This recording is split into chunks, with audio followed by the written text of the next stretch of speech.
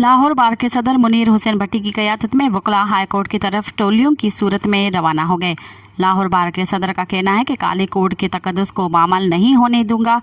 लाहौर बार के सदर मुनीर हुसैन भट्टी ने वफाकी वज़ीर कानून आज़म नज़ीर तारड़ का शुक्रिया अदा किया कि उन्होंने वकला की रिहाई कराई। उन्होंने कहा कि अगर वकला रिहा न किए तो मैं इस्तीफ़ा दे दूंगा।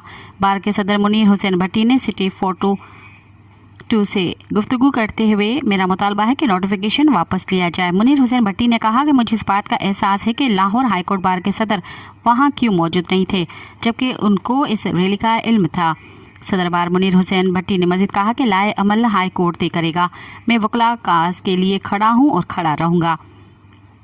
लाहौर के साबिक सदर चौधरी इश्तियाक अहमद, एजाज हुसैन मुगल, चौधरी मोहम्मदुल हसन भल्ला, आगा जफर इकबाल और दीगर वकला हाई कोर्ट इजलास में सदर लाहौर बार के साथ रवाना हो गए। मज़ीद ख़बरन ऐं तफ़सीलात लाइ विज़िट कयो असांजी वेबसाइट www.awamiNewsHD.com ऐं ॾिसंदा रहो अवामी न्यूज़ HD।